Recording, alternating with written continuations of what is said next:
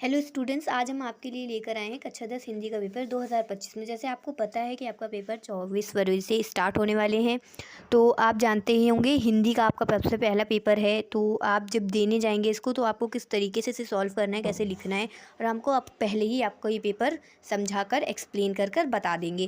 तो चलिए हम आपको समझाते हैं। उससे पहले चैनल को लाइक एंड सब्सक्राइब कीजिए। तो आपको जब क्वेश्चन पेपर मिलेगा तो आपको 3 घंटा 15 मिनट का समय मिलेगा और 15 मिनट जो आपके स्टार्टिंग के हैं वो आपको क्वेश्चन पेपर पढ़ने को मिलेंगे। मतलब क्वेश्चन पेपर पढ़ने के लिए वो आपको 15 मिनट मिलेंगे और सभी प्रश्न करना आपको अनिवार्य है। और यह प्रश्न पत्र 2 खंडों में विभक्त होगा, खंड आ तथा खंड बा। खंड आ में आपको 20 बहुविकल्पीय प्रश्न के होंगे, जिनके आपको सही उत्तर OMR शीट पर पत्रक के नीले अथवा काले बॉल पॉइंट से कलम से विकल्प वाले गोले को पूर्ण रूप से काला चिन्ह मतलब करना होगा। आपको OMR शीट भरनी होगी और OMR शीट भरने के यहाँ पे आपको कुछ रूल्स भी दिए जाएंगे कि खंड आ के प्रत्येक प्रश्न के निर्देश पढ़कर केवल प्रत्येक OMR शीट उत्तर पत्रक पर ही उत्तर दो और OMR शीट पर पत्रक उत्तर देने के पश्चात उन्हें काटे नहीं, इरेज ना करें और ना ही वाइटनर का यूज़ करें। मतलब यहाँ पे आपको कुछ सावधानियाँ बरतनी होंगी जब आपको OMR शीट भरनी है अपनी। और फिर प्रश्न आ के फिर खंड बा में हम आपको 50 अंक का वर्णनात्मक प्रश्न मिलेगा। खंड बा में सभी प्रश्नों का उत्तर एक साथ ही करें। प्रश्न पत्र में आरंभ तथा अंतिम के प्रश्न करते जाइए। जो प्रश्न ना आता हो उस पर समय ना नष्ट करें। मतलब यहाँ पे आपको टिप्स भी दी जा रही है कि आपको जो क्वेश्चन आते हैं आप जल्दी जल्दी पहले वो कर लीजिए, टाइम को वेस्ट ना करिए। तो अब हम अपना क्वेश्चन पेपर जो है ये बहुविकल्पीय प्रश्न खंड आ को सॉल्व करने चलते हैं, शुरू करते हैं। उससे पहले हमारे चैनल को लाइक एंड सब्सक्राइब करना बिल्कुल ना भूलें, ताकि अगर हम अपनी अगली वीडियो लाएँ तो आपको उसका नोटिफिकेशन आपको सबसे पहले मिले। So let's begin. हमारा जो पहला है क्वेश्चन नंबर 1 है बहुविकल्पी का, वो है निम्न में से शुक्ल युग के लेखक हैं महावीर प्रसाद, प्रेमचंद्र, गिरधर दास, प्रताप नारायण मिश्र। तो अब इसमें से आपको बताना है कि निम्न में से शुक्ल युग के लेखक कौन हैं। तो शुक्ल युग के लेखक हैं प्रेमचंद्र जी, मुंशी प्रेमचंद्र जी। तो आपका ऑप्शन बी यहाँ पर सही होगा, प्रेमचंद्र जी। आपका दूसरा बहुविकल्पी प्रश्न है कफन व पूस की कहानी के लेखक हैं। तो आपको यहाँ पे बताना है जयशंकर प्रसाद, प्रेमचंद, सुदर्शन या फिर यशपाल। तो आपको यहाँ पे बताना है कि कफन व पूस की रात कहानी जो है उसके लेखक कौन हैं। उसके लेखक हैं Premchandra ji, Munshi Premchandra ji. Question option number B हमारा यहाँ पर सही है। थर्ड है हमारा सिंदूर की होली के नाटककार हैं। सिंदूर की जो होली है उसके नाटककार कौन हैं। जयशंकर प्रसाद, राम कुमार वर्मा, लक्ष्मी नारायण मिश्र, हरिकृष्ण प्रेमी। तो हमारा यहाँ पे option number C Lakshmi Narayan Mishra जो सिंदूर की होली के नाटककार हैं, उनका लक्ष्मी नारायण मिश्र की ये नाटक है सिंदूर की होली। क्वेश्चन नंबर 4 है हमारा रूस में 25 मास यात्रा व्रत के लेखक। रूस में 25 मास यात्रा व्रत के लेखक जो हैं वो कौन थे। डॉक्टर नगेंद्र, प्रभाकर माचवे, रामवृक्ष बेनीपुरी, राहुल संतकायानंद। तो हमारा यहाँ पे ऑप्शन नंबर डी राहुल सांकृत्यानंद, जो हमारा ऑप्शन नंबर डी है वो हमारे यहाँ पर सही हो जाएगा। नंबर 5 है बाजे पायलिया के घुंघरू के लेखक कौन हैं। तो यहाँ पे हमारा ऑप्शन नंबर ए है कन्हैयालाल मिश्र, प्रभाकर द्विवेदी सत्यार्थी, माखनलाल चतुर्वेदी या रामवृक्ष बेनीपुरी। तो हमें यहाँ पे बताना है कि जो बाजे पायलिया के घुंघरू के लेखक हैं वो कौन हैं। यहाँ पे ऑप्शन नंबर ए हमारा आएगा कन्हैयालाल मिश्र, प्रभाकर। रीतकाल को अलंकृत काल किस विद्वान ने कहा। विश्वनाथ प्रसाद मिश्र ने, मिश्र बिंदुओं ने, और रामचंद्र शुक्ल, जॉर्ज ग्रियर्सन ने। तो यहाँ पे हम आपको बता दें कि जो रीतिकाल को अलंकृत काल किस विद्वान ने कहा, तो ऑप्शन नंबर बी हमारा आएगा मिश्र बंधुओं ने। तो हमारा जो 7 है निम्नलिखित में से कौन सी कृति रीतकाल कवि देव की नहीं है। ऑप्शन नंबर ए है कपिप्रिया, बी भाव विलासी भवानी विलास, डी रस विलास।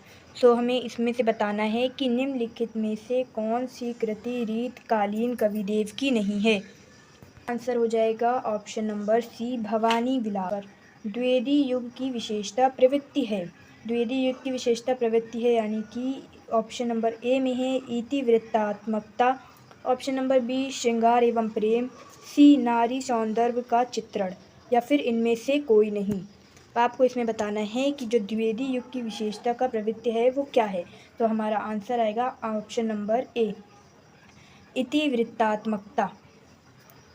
9 है 1943 ईस्वी में प्रकाशित तारसप्रक का संपादन किसने किया? रामविलास शर्मा, सच्चिदानंद हरिनंद वात्स्यायन अज्ञे, प्रभाकर माचवे या Girija Kumar Mathur. Option number B है हमारा सच्चिदानंद हरिनंद वात्स्यायन अज्ञे। नंबर 10 है हमारा राम की शक्ति पूजा व कुकुरमुत्ता किसकी रचना है? ऑप्शन है हमारे सूर्यकांत त्रिपाठी निराला, जयशंकर प्रसाद, राम नरेश त्रिपाठी, महादेवी वर्मा। जो राम की शक्ति पूजा व कुकुरमुत्ता की रचना जो है वो किसने की थी? तो हमारा यहाँ पे ऑप्शन आएगा option number A Suryakant Tripathi Nirala. बुरे समय को देखकर गंजे तू क्यों रोए, किसी की भी हालत में तेरा बाल न बाका होए। उपर्युक्त पंक्तियों में कौन सा रस है? नंबर ए वीर रस, बी करुण रस, सी श्रृंगार रस, डी हास्य रस। तो यहाँ पे हमारा ऑप्शन नंबर डी जो है हास्य रस, ये हमारा हो जाएगा सही। क्वेश्चन नंबर 12 है उस काल मारे क्रोध के तन कांपने उसका लगा, मानो हवा के वेग से सोता हुआ सागर जगा। उपर्युक्त रेखांकित पंक्तियों में कौन सा अलंकार है? जो ये पंक्तियां हैं इसमें किस अलंकार का उपयोग हुआ है? तो हमारे ऑप्शन है ए उपमा अलंकार, बी रूपक अलंकार, सी उत्प्रेक्षा अलंकार, डी श्लेष अलंकार। तो अब यहाँ पे हमें बताना है कि जो ये पंक्तियाँ ऊपर दी गई हैं इसमें किस अलंकार का उपयोग हुआ है? हमारा ऑप्शन नंबर यहाँ पे सी उत्प्रेक्षा अलंकार। 3 है नील समारूह श्याम तरुण अरुण बारिज, नयन कराऊ सोमम ऊर्धाम सदा क्षीर सागर शयन। उपर्युक्त पंक्तियों में प्रयुक्त छंद है, इसमें हमें बताना है कि जो छंद है किसका यूज हुआ। ऑप्शन नंबर ए है सोठा, बी है दोहा, सी है रोला, डी है कुंडलिया। तो यहाँ पे हमें बताना है कि ये क्या है, सोठा, रोला, दोहा, कुंडलिया में से क्या। तो हमारा ऑप्शन नंबर डी होगा यहाँ पे दोहा। 14 है निम्नलिखित में से किस शब्द में अनु उपसर्ग का प्रयोग नहीं हुआ है? तो हमारा यहाँ पे ऑप्शन है अनुकरण, अनुशासन, अनुत्तीर्ण या फिर अनुवाद। यहाँ पे हमें बताना है कि जो अनु उपसर्ग है उसका प्रयोग किस शब्द में नहीं हुआ है।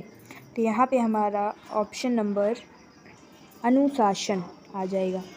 यहाँ पे हमारा जो है वो ऑप्शन नंबर बी आ जाएगा अनुशासन। नंबर 15 है नीलकंठ त्रिनेत्र चतुर्भुज समस्त पद में प्रयुक्त समास हैं। ऑप्शन नंबर ए है द्वंद्व, बी है बहुव्रीहि, सी है द्विगु और डी है अव्ययी भाव। तो यहाँ पे हमारा ऑप्शन नंबर बी आएगा बहुव्रीहि समास, जो हमारा है वो इसमें ऑप्शन नंबर बी सही हो जाएगा। बादल का पर्यायवाची शब्द नहीं है।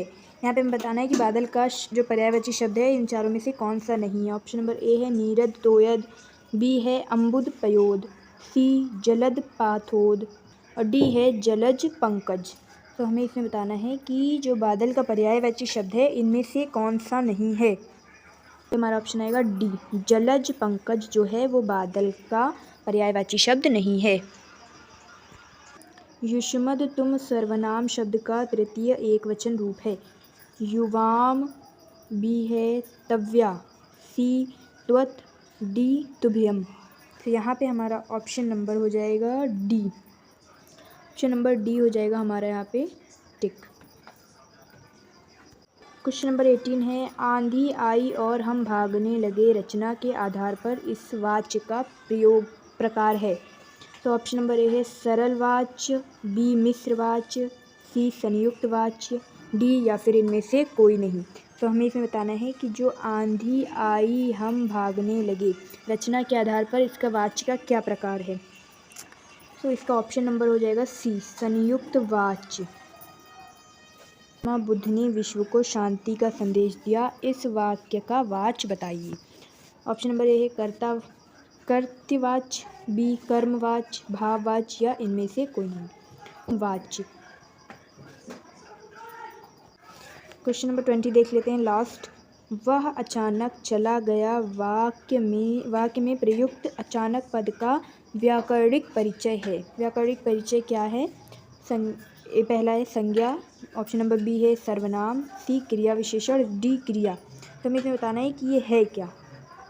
तो हमारा जो ऑप्शन आ जाएगा टिक वाला वो है सी, क्रिया विशेषण।